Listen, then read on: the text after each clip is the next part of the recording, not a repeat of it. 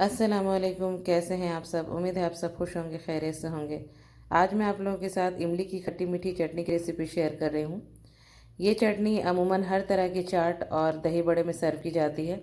बहुत टेस्टी लगती है ये चटनी। अगर इसके बिना आप दही बड़े और चाट को सर्व करते हैं तो बिल्कुल कुछ कमी नज़र आती है हमें उस डिश में, उतना टेस्ट नज़र नहीं आता। तो आज मैं उस चटनी की रेसिपी आप लोगों के साथ शेयर कर रही हूँ जिसे बनाना बहुत आसान है। तो आप यहाँ देख सकते हैं इमली के साथ साथ आपको ड्राई फ्रूट्स भी नज़र आ रहे होंगे, तो आप ड्राई फ्रूट्स को नज़रअंदाज कीजिए, क्योंकि मैं साथ साथ कुछ मीठी डिश भी बना रही थी, इसलिए मैंने साथ में क्लिपिंग ले ली। तो इमली की चटनी में ड्राई फ्रूट्स का कोई काम नहीं है। तो यहाँ पर मैंने 300 ग्राम इमली का इस्तेमाल किया है। तो मेरे पास पहले से बीज वाली इमली भी थी, तो मैंने उसे भी ले लिया, जो आप देख सकते हैं ब्लैक कलर की है। तो इस चटनी में आप ज़्यादा कोशिश करें कि इस तरह की लाल वाली इमली का इस्तेमाल करें, ताकि इमली का कलर और टेक्सचर ज़्यादा अच्छा आए। तो मेरे पास काली वाली इमली थी, तो मैंने उसे ले लिया। तो मैं इसे थोड़ा सा सोक कर ले रही हूँ ताकि ये जल्दी नरम हो जाए। तो मैं इसे गुनगुने पानी के साथ सोक कर रही हूँ इमली को। गुनगुने पानी के साथ सोक करना ज़रूरी नहीं है, आप इसे ठंडे पानी के साथ भी सोक कर सकते हैं, लेकिन ठंडे पानी में ये ज़्यादा टाइम लेगी। तो आप देख सकते हैं इमली काफ़ी हद तक मुलायम हो गई है, बिल्कुल नरम हो गई है। मैंने इसे नीम गर्म पानी के साथ 1 घंटे सोक करके छोड़ दिया था। तो अब यहाँ पर जो भी इस तरह के बीज हैं, क्योंकि मैंने बीज वाले भी इमली लिए थे, तो इस तरह के बीज और जो थोड़े बहुत रेशे हैं मैं उनको डिस्कार्ड कर लूँगी। बाकी देखिए इस तरह से हमारे पास पल्प इकट्ठा हो गया है। तो अब इस पल्प को मैं बहुत अच्छे से छन्नी की हेल्प से छान लूँगी। आप किसी भी तरह के स्ट्रेनर से छान लीजिए। तो हमें बहुत अच्छे से 2 से 3 बार इसे छानना है। तो आप देख सकते हैं इमली का पल्प बहुत गाढ़ा है, तो गाढ़ा में छानने में काफ़ी आपको परेशानी होगी। तो हम इसमें पानी ऐड करते हुए छानते जाएंगे और बहुत अच्छा सा हम इसका एक जूस इकट्ठा कर लेंगे। तो यहाँ पर मैंने पानी का इस्तेमाल करते हुए इमली को बहुत अच्छे से छान लिया है। आप देख सकते हैं कि पहले हमारे पास इमली का पल्प था और अब ये जूस के फॉर्म में हो गई है। तो अब इस जूस को मैं किसी एक बड़े पॉट में एक साथ करके इसे चूल्हे पर रख कर पकाऊँगी। तो देखिए इतना रफेज निकला है, इतना रेशा और बीज इकट्ठा हुआ है, हम इसे डिस्कार्ड कर देंगे। और अब इस जूस को, चूँकि हमने इसमें पानी ऐड पहले से कर लिया है, तो अब हमें इसमें पानी ऐड करने की ज़रूरत नहीं है। अब इसी पानी के साथ ये इमली हमारी पकेगी।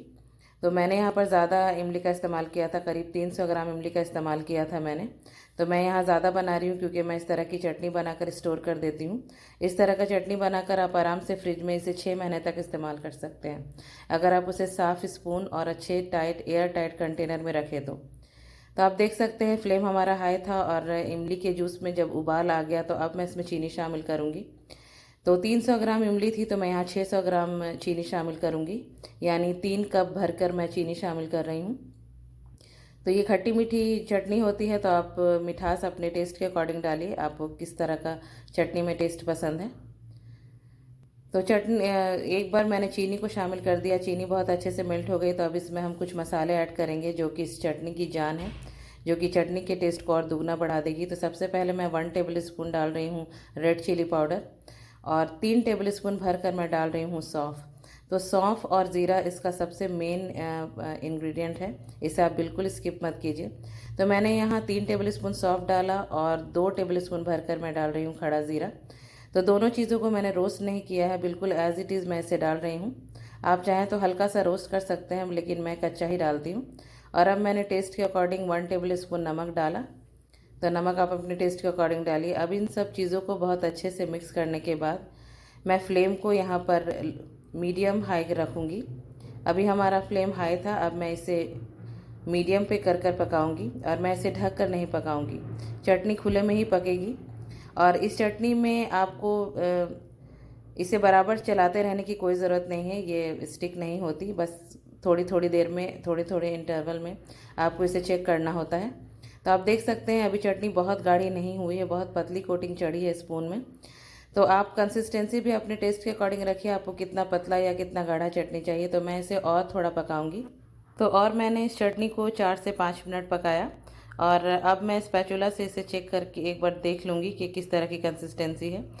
तो अब इस स्पैचुला को बहुत अच्छे से कोट कर रही है चटनी। तो मेरे हिसाब से इतना गाढ़ापन चटनी का बिल्कुल रेडी है। तो मैंने फ्लेम बंद कर दिया है और ये ठंडी होकर थोड़ी और गाढ़ी हो जाएगी। और चूँकि मैं इसे फ्रिज में स्टोर करूँगी, तो फ्रिज में जाकर ये और भी बहुत अच्छे से थिक हो जाएगी, जितना मुझे चाहिए। तो अब आप देख सकते हैं मैं इसे स्टोर करने के लिए एक शीशे का जार लिया है मैंने। तो आप कभी भी इस तरह की चटनी या जैम या जेली किसी भी चीज़ को अगर आप स्टोर करते हैं फ्रिज में, इस तरह से चटनी से रिलेटेड चीज़, तो कभी भी इसे एल्युमिनियम या स्टील के बर्तन में आप नहीं रखिए और ना ही प्लास्टिक के बर्तन का इस्तेमाल कीजिए। इस तरह के शीशे का जार का इस्तेमाल कीजिए। और आप देख सकते हैं मैं इसमें रबर का ग्रिप लगा रही हूँ। तो आपको एयर टाइट कंटेनर का इस्तेमाल करना है और जब भी आपको इसे यूज़ में लाना हो तो आप बिल्कुल सूखे चम्मच का इस्तेमाल करें। चम्मच भीगी हुई नहीं होनी चाहिए और जिस एयर टाइट कंटेनर में आप चटनी को डाल रहे हैं वो आपका जार भी बिल्कुल सूखा होना चाहिए, उसमें बिल्कुल किसी तरह की नमी नहीं रहनी चाहिए। तो इस तरह से आप इस चटनी को अगर बहुत अच्छे से स्टोर करेंगे फ्रिज में तो आप आराम से इसे 5 से 6 महीने तक एंजॉय कर सकते हैं। जब भी आपका कोई चाट बनाने का मन करे या दही बड़ा तो आप आराम से निकालिए और इस्तेमाल कीजिए। तो मैं इस तरह से बनाकर मैं रख लेती हूँ। तो आप देख सकते हैं अब मैं इसे लेबल कर रही हूँ ताकि और मेरे अलावा कोई और फ्रिज खोले तो किसी को कन्फ्यूजन ना हो कि मैंने इस जार में क्या स्टोर किया है। तो आप इस तरह से लेबल कर दीजिए, नेम लिख दीजिए। तो मैं इस तरह से यहाँ पे लिख रही हूँ इमली की चटनी। तो आप चाहें तो कब आपने इसे बनाया है आप डेट भी मेंशन कर सकते हैं ताकि आपको पता रहे कि चटनी कितनी पुरानी हुई है।